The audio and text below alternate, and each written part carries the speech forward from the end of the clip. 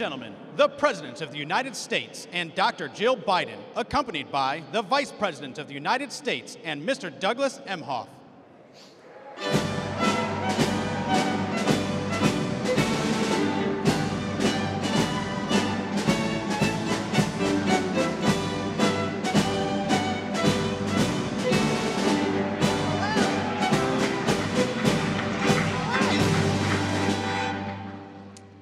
Good morning. As we gather in honor of the high holy days, I know that all of our hearts are with those affected by the hurricanes. Many have had to flee their homes, as you've seen.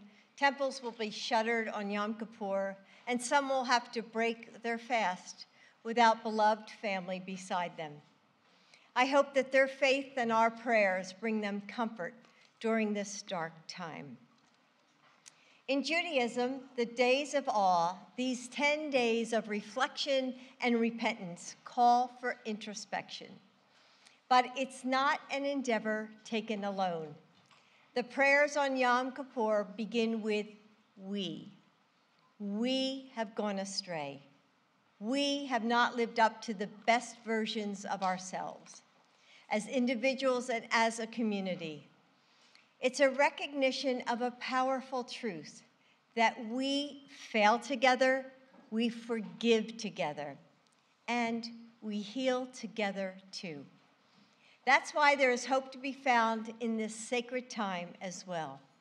It's a chance to release the burdens that have weighed us down and reach toward the light of the divine, to be with family facing the best and worst of ourselves, surrounded by love, knowing that we will emerge stronger than before.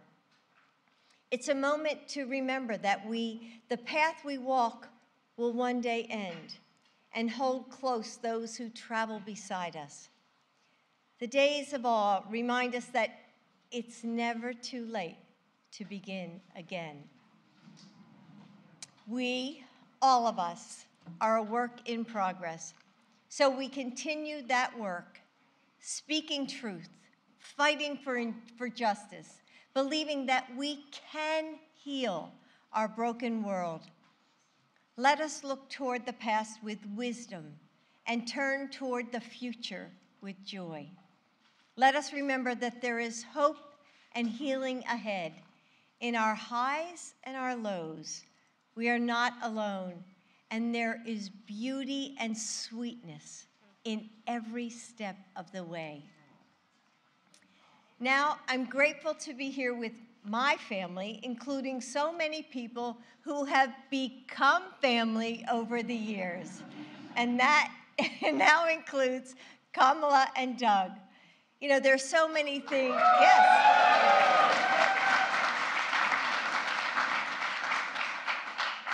You know, there are so many things that you have both brought to our lives.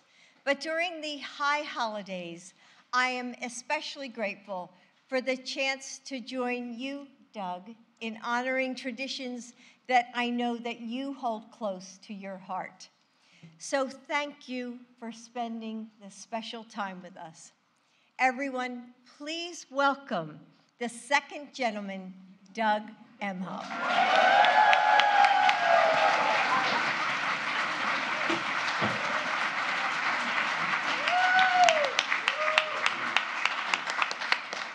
Thank you, my good friend, Dr. Biden.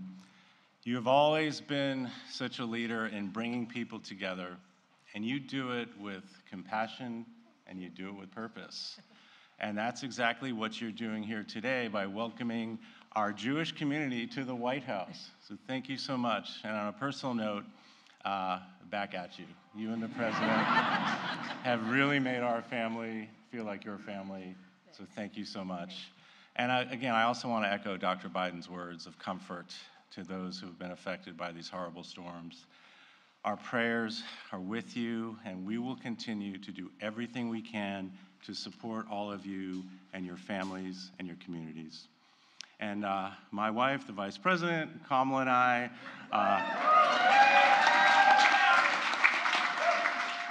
We're honored to join you as well as we welcome in this new year, Shana Tova. And it's a particular honor for me as the first Jewish spouse of a president or a vice president. But do you know, for years, as a lot of you know, the Bidens invited our community for celebrations when they lived at the vice president's residence. Yeah. And now the Vice President Harris and I, my wife, we are very grateful that we get to continue in the tradition that they set forth. The doorposts there are protected by mezuzot, that's 2 mezuzahs. We hosted a Passover Seder, we've lit a historic menorah for Hanukkah, but now we gather in the White House during the days of awe, as Dr. Biden mentioned, between Rosh Hashanah and Yom Kippur. Now, in my family, Rosh Hashanah meant a trip to my grandmother's apartment in Brooklyn. And I could still smell that brisket cooking and burning in the kitchen. I can still taste the slightly warm challah, but slightly stale, on the table. And of course, as a lot of you remember, my grandmother begged all of us kids not to jump on the couch because I took the plastic coverings off.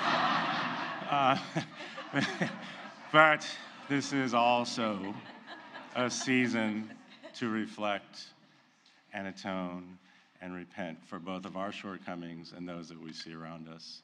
And let's be clear, we all know this, Jews worldwide face horrendous discrimination and violence and anti-Semitism. And one of the reasons that our great president ran for president was to confront the kinds of hate and anti-Semitism that we all saw and were mortified by in Charlottesville.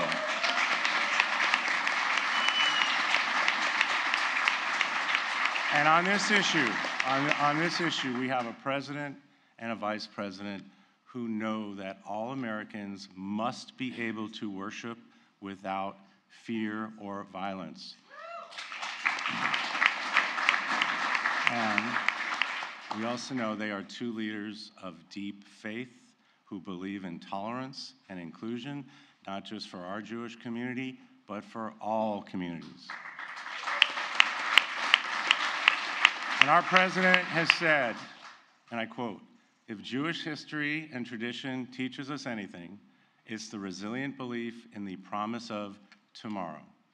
So as the Jewish community in the United States and Israel and around the world take stock and renew our hopes for the start to 5783, we are grateful to be sharing it in one of the Jewish community's best friends. Please join me in welcoming the President of the United States, Joe Biden.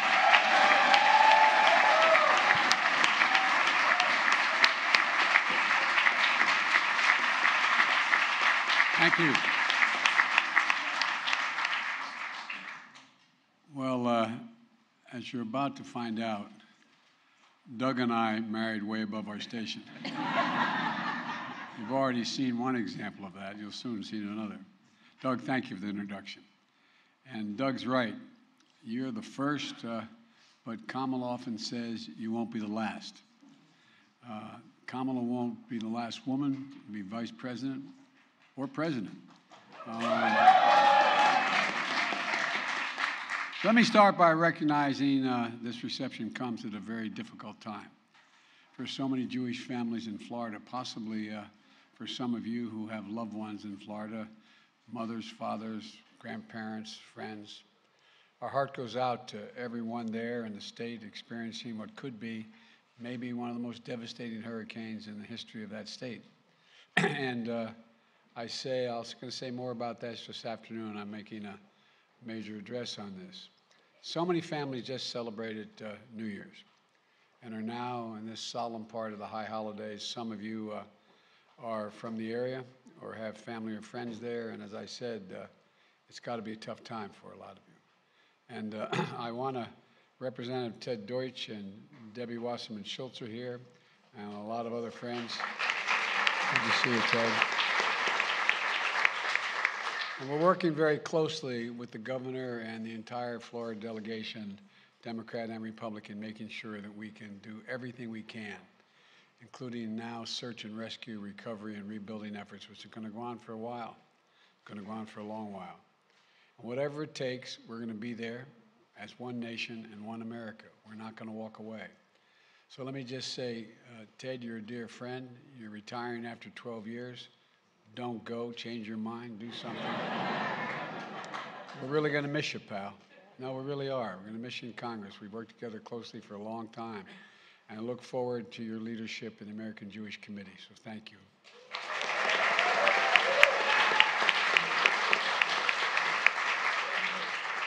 When Jill and I were Vice President and First Lady, Jill and I were honored to host the first Rosh Hashanah reception at the Naval Observatory.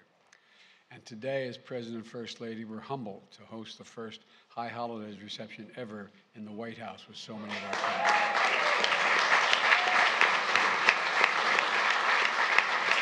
Now, if I acknowledge everyone by name, we'll be here for the Hanukkah reception in December.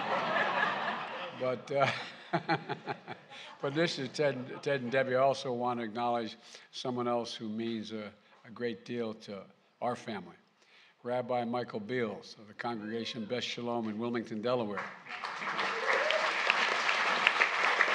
There you are. With his predecessors, Rabbi Kraft and Rabbi Geffen, that's where I received my education. I probably went to shul more than many of you did. You all think I'm kidding. He can tell you I'm not. I'm not. Beth Shalom is home for countless friends, and for me, it's been a home. And over the years, we've shared deep conversations about faith and finding purpose. And they've always, always, always been there for my family in the good times and not so good times. And just like rabbis, synagogues, and Jewish community centers in your hometowns, you're always there. Your congregations are there for you, and for everyone in the neighborhood, whether they're Jewish or not. And that's the tradition I got raised. I spent a lot of time. I'm practicing Catholic, but I'd go to services on Saturday and on Sunday. You all think I'm kidding. I'm not. So look, that's the power of the Jewish community all across America. And Doug mentioned the high holidays are a sacred time for introspection and renewal and repentance, and a time to ask for forgiveness, to mend our relationships with God and with our fellow men. The late Rabbi Jonathan Sachs, who passed away 2 years ago, once said that the most important lesson of the high holidays is that nothing is broken beyond repair. Nothing is broken beyond repair. It's never too late to change and to be better. I've always believed that message, and I also think it's universal. And we've emerged from one of our most difficult moments in our history. I believe nothing is broken beyond repair, and there's a lot we can do to change things and bring people together. We can and we are emerging stronger from this pandemic. We're building an economy that works for everyone. We're responding to the cry for action by the climate. We're actually rallying the world.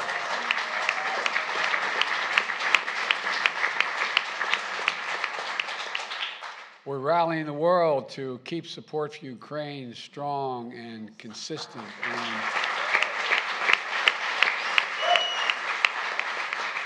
And Ukraine's right to exist as a people. You know, and we're showing that we can do big things as a country when we work together, regardless of our political party, from taking on gun violence to supporting our veterans to rebuilding America itself to ending cancer as we know it. But there's a lot more we can do, but we have to do it together to restore the soul of America. When I ran, I said one of the reasons I was running literally was to restore the soul of America, bring back some decency and honor in the way we talk about one another, the way we deal with one another, standing up to anti-Semitism that was constantly lurking in the shadows. You know, the Jewish people know better than any what my father, who was not Jewish but would constantly use the phrase, silence is complicity. Silence is complicity.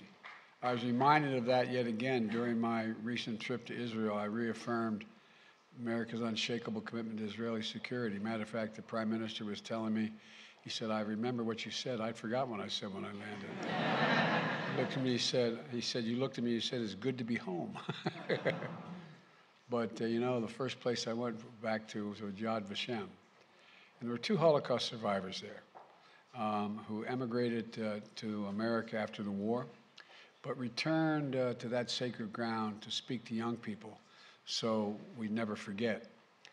And I think that after all they experienced in the 40s, today witnessing a record high anti-Semitism in 2022, they never thought would be the case again, although maybe they did in their hearts think it could happen, but they were there.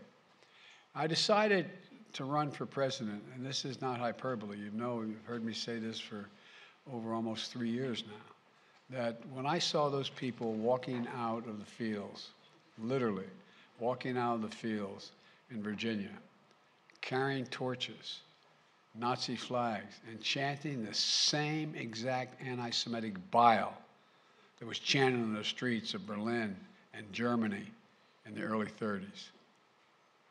And when asked, when the young woman was killed, what do you think? And the comment made by a former leader was, they're good people on both sides. I've made it clear since I was elected, including 2 weeks ago, at the first of its kind summit against hate-fueled violence at the White House. Hate can have no safe harbor. It's never defeated. It only hides. It hides under rocks.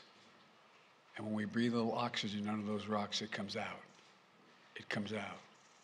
And failure to call it out is complicity, and the silence is complicity. We can't, I mean it.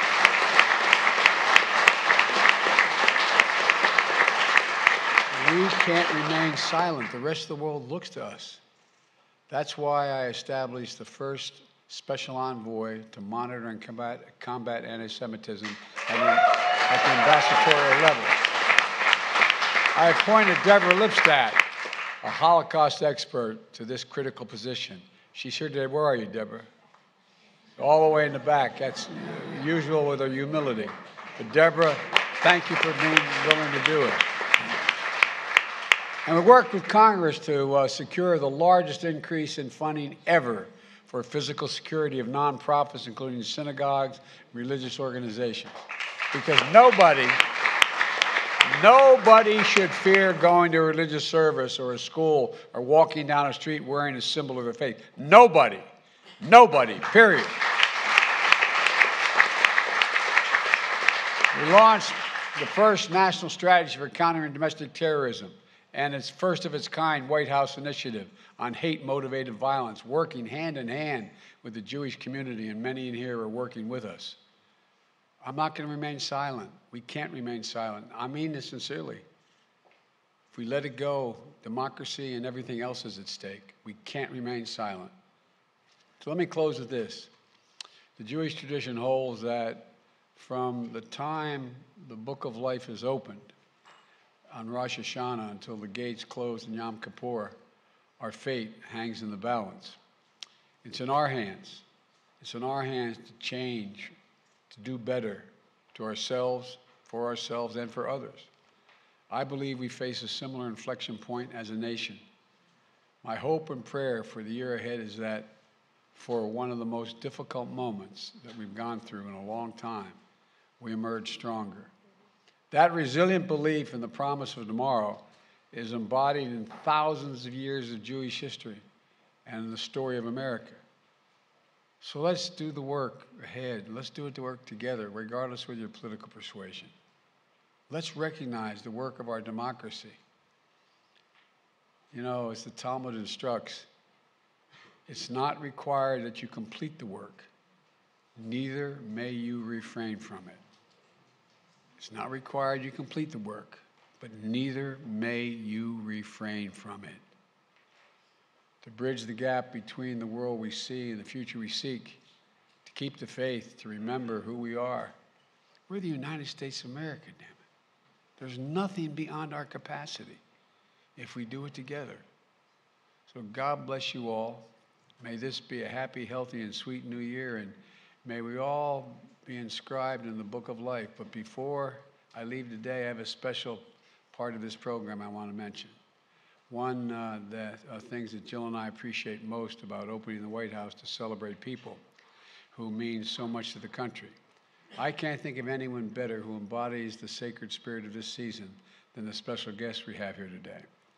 Born in Tel Aviv, stricken by polio as a child, that's made it difficult for him to walk ever since, came to America to pursue his God-given talent that moves our souls, an Israeli-American icon of our time, one of the most celebrated violinists of our times. Please join me in the foyer to hear a special performance from Itzhak Perlman.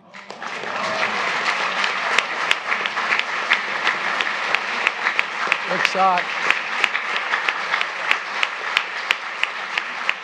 he plays from the heart. As the rabbis tell us, what comes from the heart enters the heart, and you're about to experience it. God love you all. God be willing that we have a good year. Thank you.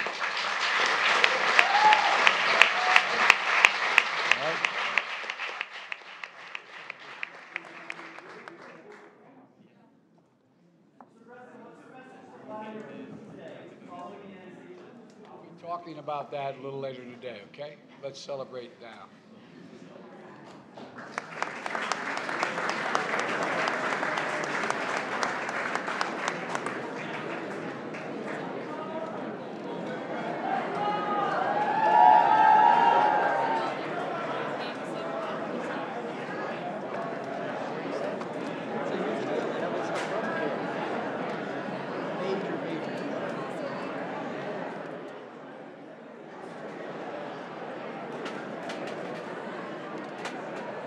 You were able to take a picture of Itzhak Perlman.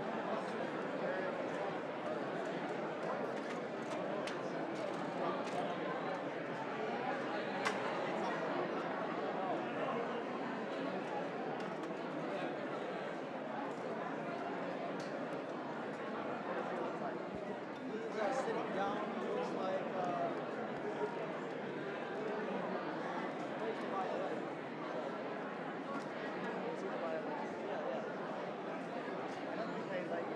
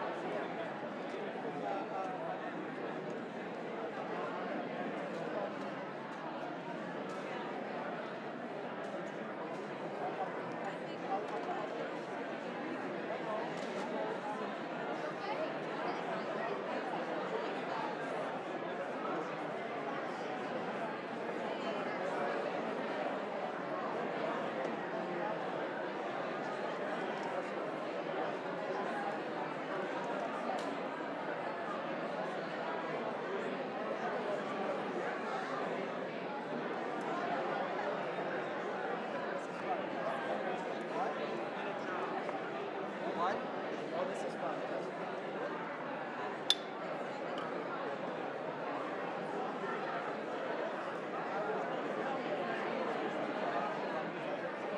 Testing 1, 2, 3, 4, 5, 6, 7, 8, 9, 10. Okay, testing 1, 2, 3, 4, 5, 6, 7, 8. But I don't hear anything in the hallway. Testing 1, 2, 3, 4, 5, 6, 7, 8, 9, 10.